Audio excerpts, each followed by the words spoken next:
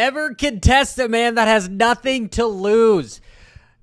Bam Bam Barsha. I would have never guessed that he was going to win this year. And yes, I am freaking live, and I've only done this a couple times after the show, and it only happens when I'm hopped up on, it's not Mountain Dew. It is not Mountain Dew. It is crack. It is Costco cookies, and I've had 420 of these suckers, maybe even 69. I mean, even though 420 is a bigger number than 69, 69 is always more fun than smoking weed. So, but actually, I've only had about like 4 of these things, and I know the serving size is really only 1. So if you guys want some crack, this is not a sponsored video by Costco, but whatever they put in this stuff. Anyway, I digress. Justin Barsha wins, and I have to disagree with James Stewart and Ricky Carmichael by saying that he has been clean for so long. Since his last incident, right around Daytona when he was trying to hit a wall, which was Chase Sexton, and Sexton is this built, I want to say, don't want to say baboon, but want to say like grizzly bear, or what's the other big monkey? I can't even think of it, but they're scary. They're super scary. So when you hit somebody like that, you're not going anywhere. And I believe that his moves were actually rather aggressive. He was going for the takeout. He was going for the block pass. Either you pony up and you slam on your brakes and let me by, or I'm taking your ass out. And that's what he had to do. And that's why I opened with the quote, never contest with a man that has nothing to lose. There's a book up here. I love this book. I love it so much that I even got it in the leather deal. It's The Art of War by Sun Tzu. And it says somewhere in here that your enemy, you always got to leave an exit for them. Because if you don't, they will fight so ferociously that they will basically scare you and potentially kill you because they've got nothing to lose. Barsha has nothing to lose, right? He needs to win races, and he needs to get in the championship fight, and he did exactly that. He did the same move on Ken Roczen, which Kenny, I thought, was actually riding more aggressive than he has all year, which was good to see. But when you put him up against somebody like Justin Barsha, who has weekend practice of being aggressive, it's hard to compete with somebody like that. And if I'm comparing, right, I know comparison is the theft of joy, but if I'm comparing between RJ's freaking slide to try to get jet in the 250 main versus Barsha's just kind of slight wheel tap, which one do I think is more aggressive? It's Barsha's. Absolutely Barsha's, because if you watch the replays, which I can't show you right now, but go back and watch the replay of the last lap, last corner between RJ and Jet, RJ had that bike twisted and turned like he was trying to slow down, but it was just so slippery that he just slid sideways. It wasn't a T-bone. It was more of like a soccer takeout, right? And maybe that's not the best analogy because a soccer takeout is you're literally trying to go for their legs.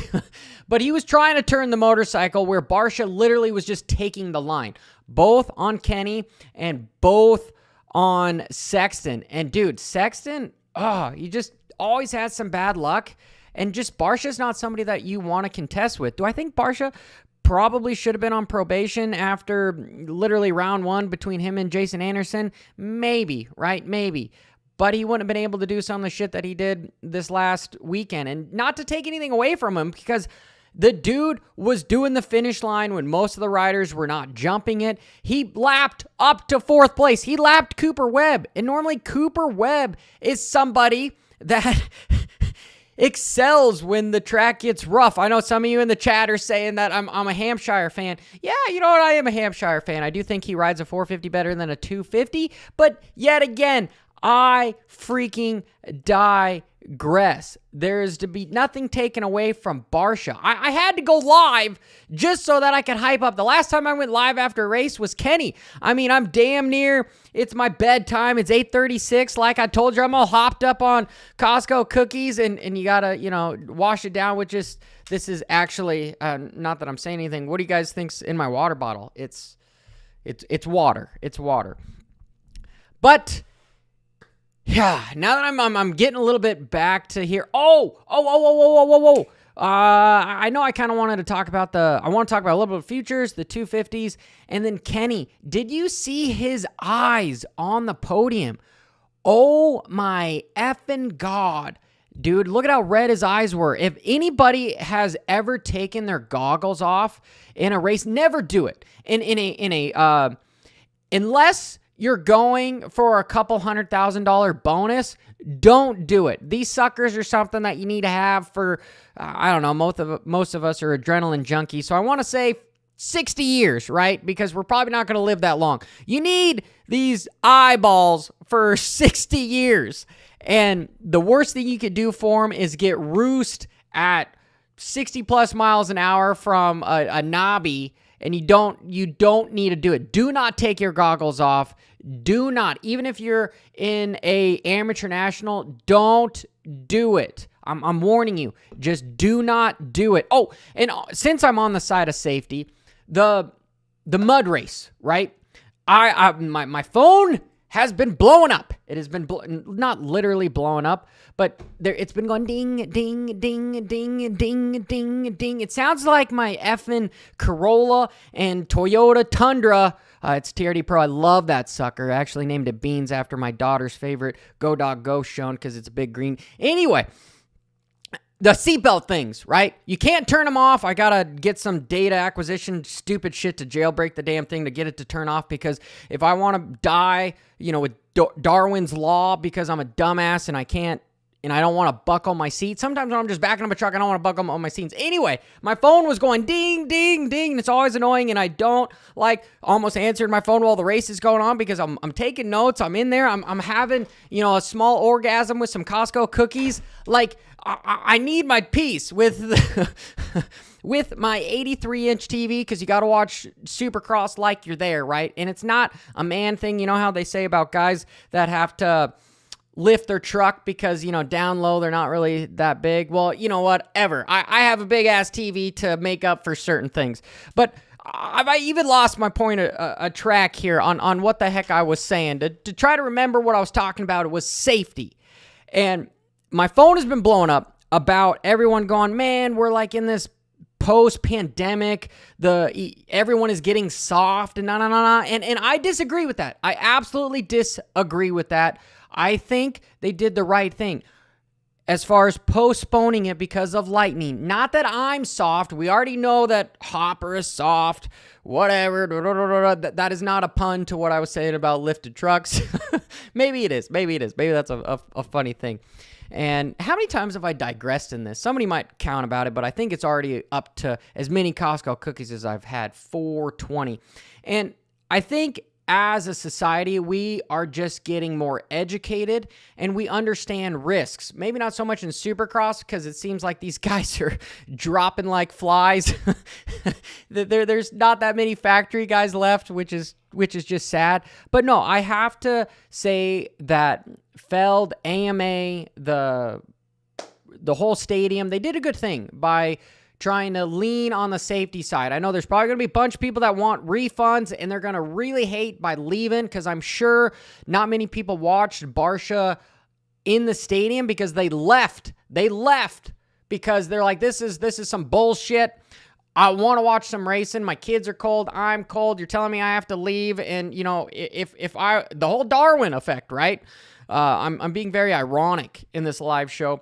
If I don't want to buckle my seat, or if I want to get struck by lightning because I'm sitting my ass in this metal seat, then let me do it. But I mean, there's a lot of liability, right? Maybe that's the issue. Maybe I'm totally off kiltered, that we are getting softer and it's more of a liability thing. So you can't have none of that. But I want to say good job to the series for doing that. And good job for Peacock, right? If this sucker was on normal TV, we wouldn't have seen it.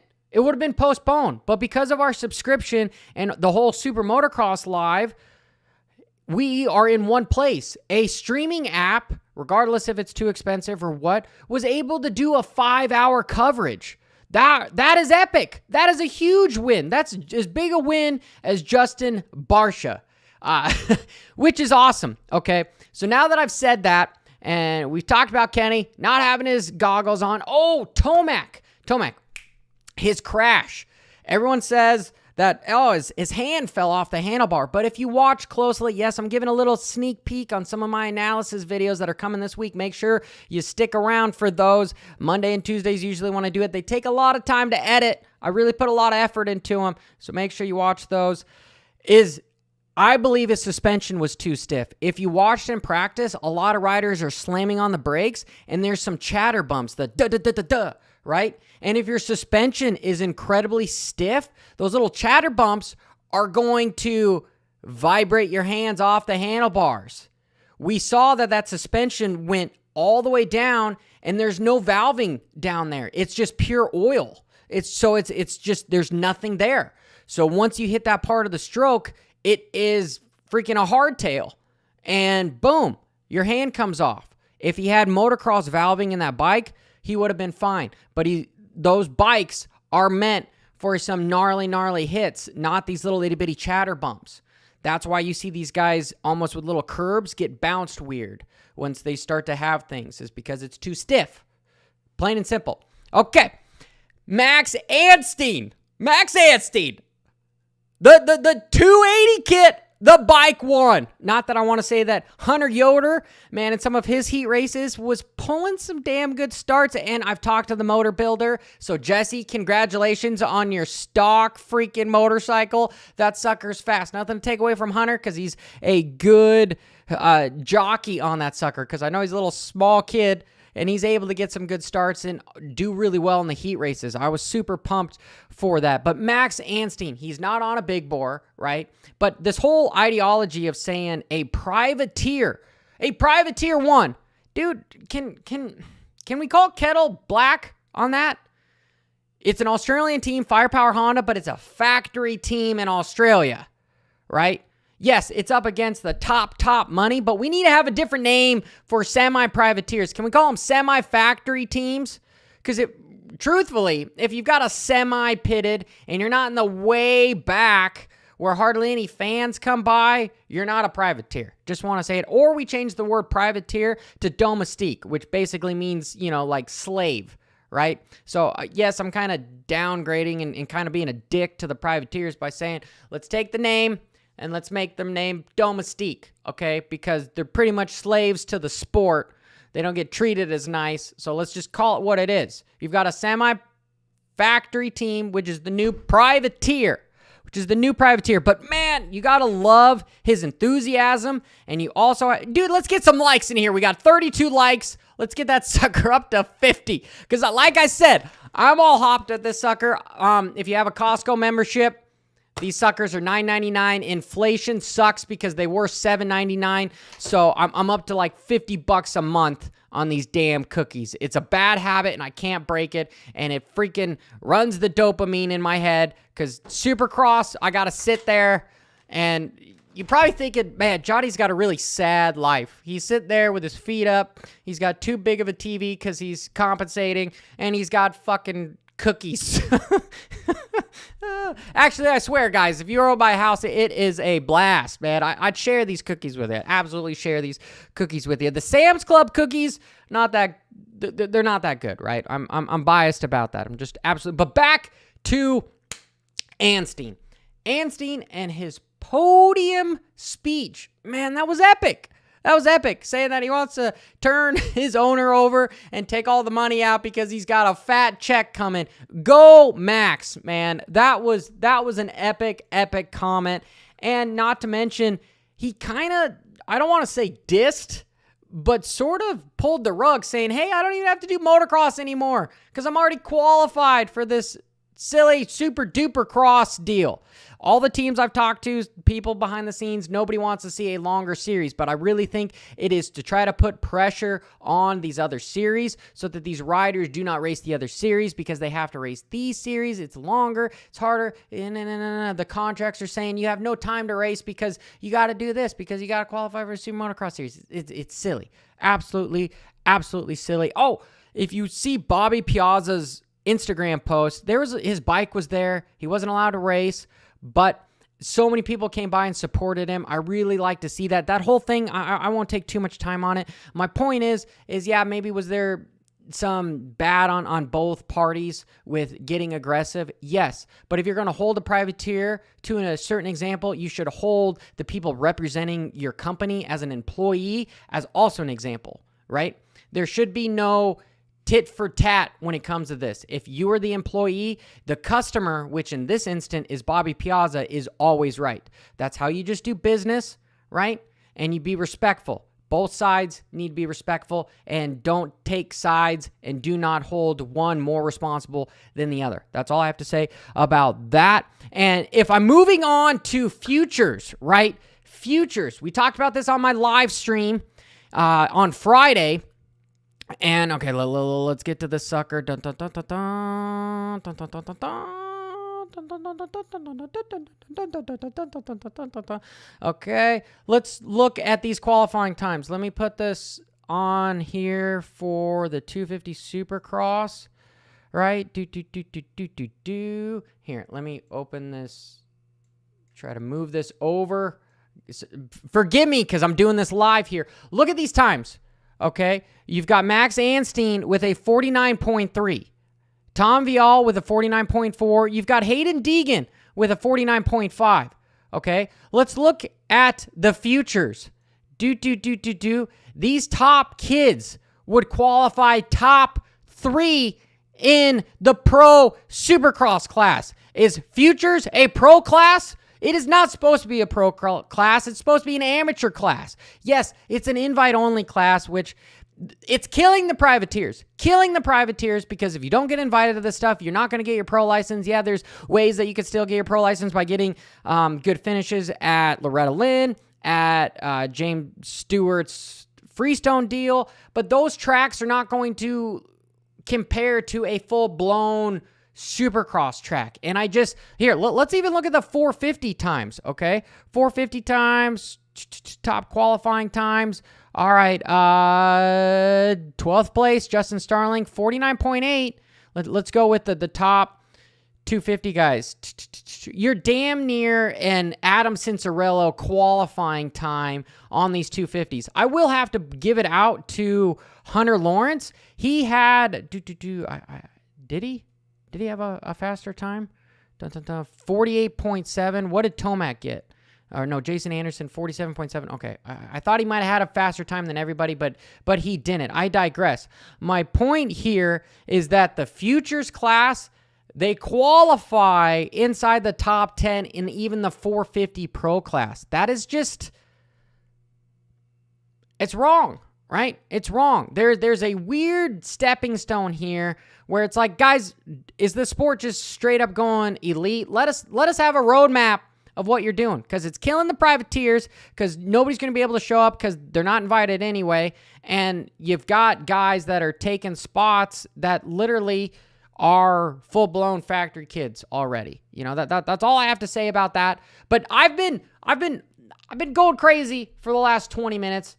I don't do these so often. Make sure you hit that like button and give me a comment if you'd like me to do more live show interpretations afterwards. I've got a lot of notes. and some videos going, and I've got videos planned this week because I spent a lot of time editing and doing all this sorts of stuff. But anybody that was down there and you stayed for the whole race, congratulations. You guys are a die-hard fan, and I'm a little bummed that I probably think that a good majority of people left. I have some people that were there watching the race, and they say, yeah, people were leaving like drones because they didn't want to wait around. And that is unfortunate. But again, big shout-out to Bam Bam Barsha for literally stealing the win because he had nothing to lose, and he was out for blood and was taking people out, taking risks. Like I said, he was doing some rhythms that other riders weren't doing. He was still blitzing whoops when guys were rolling it. He lapped up to 4th place in the main event. That is freaking gnarly. That is Ricky Carmichael status. I forget what year he did it at Daytona, where he pretty much lapped everybody but himself. Amazing. And Max Anstine, well, we'll just say it for what it is, because that's what it is right now. Privateer wins. A privateer freaking wins. I hope he buys some effing. Here, got to get it on the show. It's cheap right now. But Max, buy some of this damn stuff and hold on to it for freaking ever. Use 10% of your bonus check, and then thank me in 10 years. This is Johnny F. Nopper. Till next time.